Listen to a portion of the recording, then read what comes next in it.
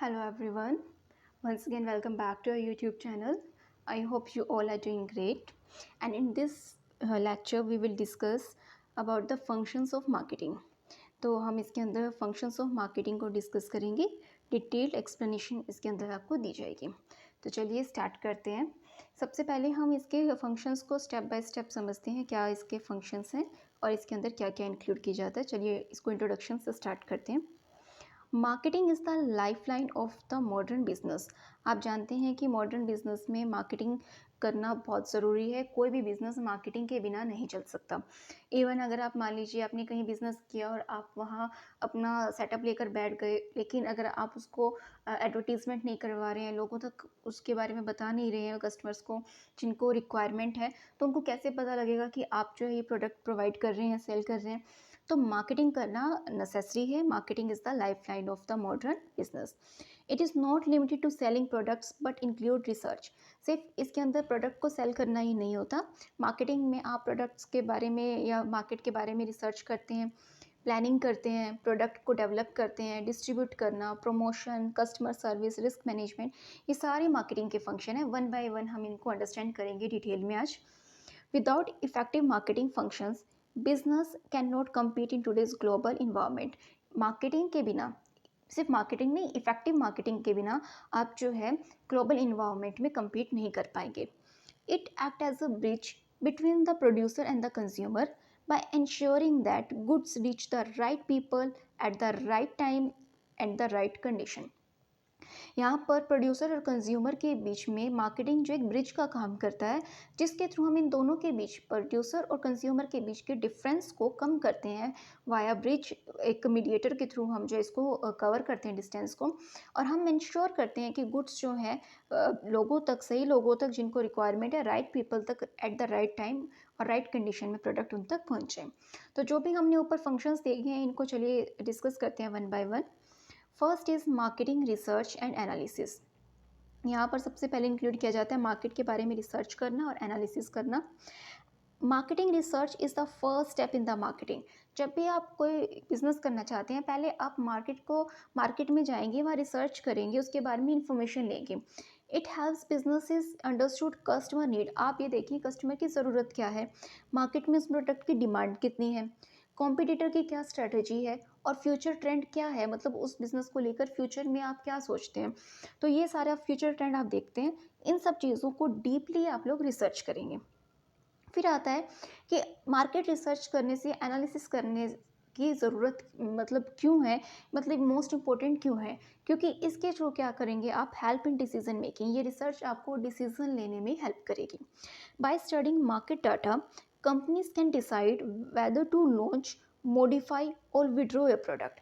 जब भी आप मार्केट में गए, पहले आपके माइंड में कुछ और कॉन्सेप्ट था, अब मार्केट में गए, मार्केट को आपने अंडरस्टैंड किया, मार्केट में क्या चीज़ चल रही है, तो इससे आपको पता लगेगा कि आपको अपने प्रोडक्ट को भी लॉन्च करना है या नहीं, या फिर आपको अपने प्रोडक्ट को मॉडिफाई करने की ज़रूरत है, या फिर आपको लगता है कि आपका प्रोडक्ट मार्केट में बीट नहीं कर सकता, तो आपने अपने प्रोडक्ट को विड्रॉ कर लिया वहाँ से, कि आपने ये कॉन्सेप्ट ही जो है छोड़ दिया कि आपको ये प्रोडक्ट बनाना है. तो ये मार्केट में रिसर्च करने से आपको पता लगता है. Reduce risk. एक तो आपका रिस्क कम हो जाएगा. Research helps in avoiding wrong investment. Research करने से आपको ये पता लगेगा कौन से प्रोडक्ट की मार्केट में डिमांड चल रही है. इससे आप एक गलत प्रोडक्ट में इन्वेस्टमेंट करने से बच जाएंगे. Predict demand fluctuations. आपको ये भी प्रिडिक्शन कर सकते हैं कि फ्यूचर में डिमांड किस तरीके से फ्लक्चुएट करने वाली है. Next is improves customer satisfaction. Research करने से आप जब कस्टमर की नीड को जानेंगे, कंपनी क्या करेगी, can design product as per their expectation. जब आप कस्टमर को उनकी रिक्वायरमेंट के अकॉर्डिंग, उनकी एक्सपेक्टेशन, नीड्स एंड वांट्स के अकॉर्डिंग आप प्रोडक्ट देंगे, तो उनका सेटिस्फेक्शन लेवल इम्प्रूव होगा. सो आप यहाँ पर एग्जांपल ले सकते हैं. Amazon uses big data to predict consumer buying behaviour. अब अमेजन क्या करता है कि बहुत ज़्यादा डाटा कलेक्ट करता है कस्टमर से रिलेटेड. एक बार जब वो प्रोडक्ट कोई कस्टमर परचेज करता है, तो उसके बारे में देखता है कि इसको किस टाइप के प्रोडक्ट जो है, इसकी चॉइस है, इसका टेस्ट कैसा है, तो उसके अकॉर्डिंग वैसे ही एडवर्टीजमेंट आपको दिखाता रहता है. तो बहुत से तरीक़ों से, बहुत से ऐसे वेज है जिनके थ्रू डाटा कलेक्ट किया जाता है, और आपको वही चीज़ जो है वो दिखाई जाती है जो आपके टेस्ट के अकॉर्डिंग हो, ताकि आपको सेटिस्फेक्शन प्रोवाइड की जा सके. Next is product planning and development. Next function यहाँ आता है प्रोडक्ट को प्लान करना एंड देन उसकी प्लानिंग करने के बाद उसको डेवलप करना। It ensures marketing ensures that the product matches the customer expectation. हम ये चाहते हैं मार्केटिंग प्रोसेस के थ्रू कस्टमर की सेटिस्फेक्शन, कस्टमर की एक्सपेक्टेशन को हमारा प्रोडक्ट मैच करें। थ्रू आइडिया जनरेशन हम बहुत से आइडियाज़ को जनरेट करते हैं, मतलब हम ये आइडियाज़ जनरेट करते हैं कि कस्टमर किस किस टाइप का प्रोडक्ट ले सकता है। फिर उनके डिज़ाइन को देखते हैं, उनको टेस्टिंग करना एंड देन पैकेजिंग करना, मतलब एक पूरा प्रोसेस जो है इसको फॉलो किया जाता है।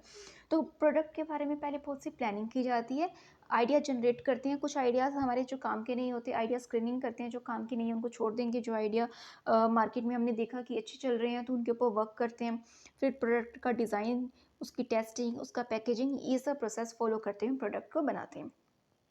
तो डेवलपिंग फ़ीचर की अगर बात करें तो unique feature attract customer, customer को हमेशा यूनिक फ़ीचर ही अट्रैक्ट करते हैं। जैसे सैमसंग ने क्या किया था अपने फ़ोन में कर्व्ड स्क्रीन का जो दिखाया कि कर्व्ड स्क्रीन लेकर आया, तो वो जो है कस्टमर को बहुत ज़्यादा इसके थ्रू अट्रैक्ट किया और उसकी सेल इंक्रीज़ हुई।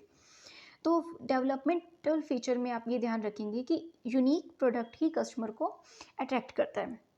इनोवेशन के ऊपर ध्यान दिया जाता है, companies keep upgrading product to meet trends. जैसे एप्पल आईफोन मॉडल्स हैं वो चेंज होते रहते हैं और कुछ कुछ समय में वो कस्टमर की नीड को जानते हुए उसमें अपडेट करता है, इनोवेशन करता रहता है। तो इनोवेशन मोस्ट इम्पॉर्टेंट है मार्केट में बने रहने के लिए। Next is quality standard. Quality की बात करें तो प्रोडक्ट का क्वालिटी अच्छा होना चाहिए। Create trust and loyalty. आप ऐसा प्रोडक्ट नहीं बनाएं ये सोचकर कि एक बार तो सेल हुआ और हमने अर्न कर लिया, ऐसा नहीं है। अगर आपका एक कस्टमर ख़राब हुआ है तो आगे आपके वो एक कस्टमर आगे कई कस्टमर्स को और जो है डिनाई करेगा ये प्रोडक्ट लेने से। इसलिए इंश्योर करें कि जो क्वालिटी आप बता रहे हैं वो क्वालिटी उस प्रोडक्ट में होनी चाहिए। Next is buying and assembling function. यहाँ पर आता है कंपनी बाय करती है रॉ मटेरियल को, मशीनरीज बाय करती है, सेमी फिनिश गुड्स को बाय करती है to produce a final goods. Marketing ensure quality and cost efficiency. Marketing में हम इंश्योर करते हैं कि क्वालिटी भी मेंटेन रहे और हमारी कॉस्ट भी जो है वो मिनिमम रहे। और इसके लिए हम क्या करते हैं, selecting suppliers and negotiating prices. जो सप्लायर्स हमें रॉ मटेरियल प्रोवाइड करते हैं या जो मशीनरीज प्रोवाइड करते हैं, हम वो सप्लायर्स, बहुत सारे सप्लायर्स हमसे कांटेक्ट करेंगे, हम उनमें से कुछ सप्लायर्स को सिलेक्ट करेंगे। अब जब सिलेक्ट करेंगे तो हम उनके साथ नेगोशिएट करेंगे कि वो प्राइस जो है हम उनके साथ सेटल करेंगे और हम इंश्योर करेंगे कि हमें जो कॉस्ट है वो मिनिमम पड़े। इंश्योरिंग रॉ मटेरियल क्वालिटी, हम इंश्योर करें कि रॉ मटेरियल की क्वालिटी अच्छी हो। And then assembling products from different sources. हम प्रोडक्ट्स को इंश्योर करते हैं कि प्रोडक्ट्स को असेंबल करना from different sources for resales. जैसे ऑटोमोबाइल इंडस्ट्रीज़ में होता है कि हम अलग अलग जगह से स्पेयर पार्ट्स खरीदते हैं और फिर उसको असेंबल करके प्रोडक्ट बनाकर कस्टमर को सेल करते हैं। तो ये असेंबलिंग का काम भी मार्केटिंग रिसर्च के अंदर ही किया जाता है। इट्स मीन कि कुछ प्रोडक्ट्स हम बाय करते हैं एज इट इज़ और कुछ प्रोडक्ट्स जो हम उनको असेंबल करते हैं, उनके स्पेयर पार्ट्स लेकर असेंबल करते हैं। Next is standardisation and grading. Standardisation and grading most important function है यहाँ, इसको अंडरस्टैंड करते हैं। स्टैंडर्डाइजेशन का मतलब होता है यूनिफॉर्म क्वालिटी इन प्रोडक्ट्स, मतलब कि सभी प्रोडक्ट्स में यूनिफॉर्म क्वालिटी होती है। जब हम कहते हैं ना ये पर्टिकुलर प्रोडक्ट स्टैंडर्ड साइज़ का है या स्टैंडर्ड क्वालिटी है, फॉर एग्जांपल आप ले सकते हैं कि आप अगर कोका कोला है तो आप उसका टेस्ट जो है आपको सेम मिलेगा। ऐसा नहीं है रिच पर्सन के लिए अलग है और जो है मिडिल क्लास के लिए, लोअर क्लास के लिए अलग है। उस प्रोडक्ट की क्वालिटी, उसकी पैकेजिंग, उसकी जो बॉटल है, मतलब वो स्मॉल एंड लार्ज बॉटल हो सकती है बट उसका जो क्वालिटी है, अपीयरेंस है, पैकेजिंग है, वो सब सेम है, स्टैंडर्ड फॉर्मेट में है। तो standardisation means uniform quality in the products. अगर ग्रेडिंग की अगर हम बात करें तो यहाँ पे होता है products categorise product into the classes based on quality.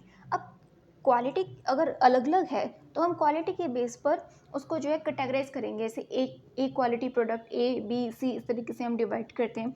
तो यहाँ पर जो हम ग्रेडिंग उसको दी जाती है, मतलब जो प्रोडक्ट बहुत अच्छा है ए क्वालिटी का हो गया, जो मिडिल है उसको बी क्वालिटी में और जो लोअर में है उसको सी क्वालिटी में रखा जाता है, इस तरीके से। तो standardisation and grading most important है, याद रखेंगे। स्टैंडर्डाइजेशन में सभी प्रोडक्ट्स की क्वालिटी सेम होती है, ग्रेडिंग में प्रोडक्ट्स की क्वालिटी जो होती है क्वालिटी के बेसिस पर उसको अलग अलग कैटेगरीज में डिवाइड किया जाता है। इससे बेनिफिट क्या होता है? Building customer trust by assuring quality. आप एश्योरेंस देते हैं कि क्वालिटी इस तरीके की है। Simplify the pricing as goods are categorise. जब आप कैटेगराइज कर देते हैं तो आप गुड्स का प्राइजेस डिसाइड करते हैं। जैसे ग्रेडिंग में आप एक A1 प्रोडक्ट की जो प्राइसिंग है वो हाई रखेंगे, ऐसी सी ग्रेड डी ग्रेड की प्राइसिंग लो रखेंगे, तो आपको प्राइस डिसाइड करने में भी हेल्प करता है। Agriculture goods like the rice, wheat, fruits, इनको हम ग्रेडिंग इनकी की जाती है बिफोर सेल, तो इनको हम कैटेगराइज करते हैं और उसके अकॉर्डिंग इनका प्राइस डिसाइड करते हैं। Fifth is packaging and labelling. यहाँ पर प्रोडक्ट को जो है ऐसे ही आप नहीं देंगे ना, अगर किसी को चॉकलेट देनी है तो आप उसको ऐसे थोड़ा ना देंगे ओपन में दे देंगे उसको आप, वो पैक्ड होती है, ठीक है। तो इस तरीके से नहीं होता प्रोडक्ट को आपने खाली, आपको अब टूथपेस्ट मिलती है तो उसके ऊपर ये पैकेजिंग होती है, तो उसको अच्छे से पैक किया जाता है। अब हाथ में तो आप टूथपेस्ट नहीं लेके आते ना निकालते हुए कि वो 1 किलो टूथपेस्ट उसने निकाल के दे दी, ऐसे नहीं होता। हम क्या करते हैं कि जो भी हम मार्केट से सामान लेके आते हैं उसको, उसके ऊपर एक पैकेजिंग की जाती है अच्छी तरीके से, और उसके ऊपर लेबलिंग भी होती है और उसके ऊपर लिखा जाता है कि इसमें क्या क्या इंक्लूड है, इसका प्राइसिंग, इसका manufacturing, expiry date, batch number, सब कुछ उसके अंदर एसेंशियल इन्फॉर्मेशन प्रोवाइड की जाती है। तो चलिए इसको देखते हैं। Packaging protect products from damage.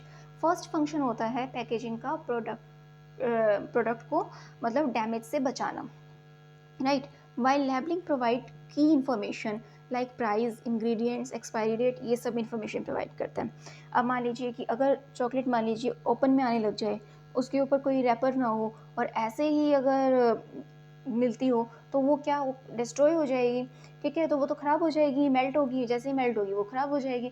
तो इट्स मीन कि हम प्रोडक्ट को बचाए रखने के लिए, उसको डैमेज से बचाने के लिए हम पैकेजिंग उसकी करते हैं। पैकेजिंग बिल्ड्स ब्रांड इमेज, एक ब्रांड इमेज बनाता है, मतलब उसके ऊपर नाम लिखा जाता है उस चीज़ का, तो वो एक ब्रांड बन जाता है। And work as silent promotion, और उस प्रोडक्ट को भी प्रमोट करने में हेल्प करते हैं। जैसे मान लीजिए कि आप मार्केट गए, आपको, आपके माइंड में है कि आपको ये प्रोडक्ट लेना है, आपको वो प्रोडक्ट, अगर सामने बहुत सारे प्रोडक्ट्स पड़े हैं, बहुत सारी ब्रांड्स पड़ी हैं, तो आपको अगर उस प्रोडक्ट की पहचान है तो आपको एकदम से वो प्रोडक्ट वहाँ दिख जाएगा कि हमें ये वाला चाहिए। तो पैकेजिंग से क्या होता है कि आप एक साइलेंटली प्रमोट करते हैं प्रोडक्ट को। Labelling ensure safety and give customer required product details. Safety के साथ साथ वो कस्टमर को बहुत सी डिटेल्स भी प्रोवाइड करता है, लाइक अब FMCG कंपनीज मतलब फास्ट मूविंग कंज्यूमर गुड्स जो होते हैं, लाइक नेस्ले, पेप्सी को focus on the creative packaging. ये लोग क्या करते हैं, क्रिएटिव पैकेजिंग के ऊपर फोकस करते हैं। सो पैकेजिंग और लेबलिंग जो आप ध्यान रखेंगे। Next is branding and pricing. चलिए ब्रांडिंग का मतलब क्या है यहाँ देखते हैं। Branding create unique identity for a product. Branding क्या करता है, यूनिक आइडेंटिटी क्रिएट करता है। It helps customers differentiate between competing products. अब यहाँ से ब्रांड से क्या आप कर सकते हैं, डिफ्रेंशिएट कर सकते हैं। जैसे सैमसंग एक ब्रांड है, आईफोन एक ब्रांड है, तो आपस में आप इसको डिफ्रेंशिएट कर सकते हैं ना। तो यहाँ से आप क्या करते हैं, कस्टमर के अंदर एक लॉयल्टी भी आती है, ब्रांड जब बन जाती है, कोई प्रोडक्ट जो है वो ब्रांड बन जाता है, तो वहाँ पर क्या है, हम उसकी एक इमेज क्रिएट कर रहे हैं, तब वो ब्रांड बन जाता है। Builds customer loyalty and help in charging a premium price. और जब आपका एक प्रोडक्ट जो है वो सिर्फ एक सिंपल प्रोडक्ट ना रहकर एक ब्रांड बन जाता है, तो आप उसका एक प्रीमियम प्राइस भी चार्ज कर सकते हैं। जैसे नाइकी का लोगो है, वो क्या है, उसका एक ब्रांड बन गया है। एप्पल के आपको आईफोन के पीछे वो एप्पल का जो साइन मिलता है, वो क्या है, एक तरीके का ब्रांड है। तो ब्रांड कुछ भी हो सकता है, कोई साइन, कोई लोगो, कोई इमेज, किसी भी प्रकार का कोई जो उसको अलग करने के लिए, दूसरों से जो अलग करता है उसको, कोई इनोवेटिव तरीके से प्रोडक्ट की इमेज को रिप्रेजेंट करता है, क्वालिटी को रिप्रेजेंट करता है, तो वो क्या कहलाता है, आपका ब्रांडिंग कहलाता है।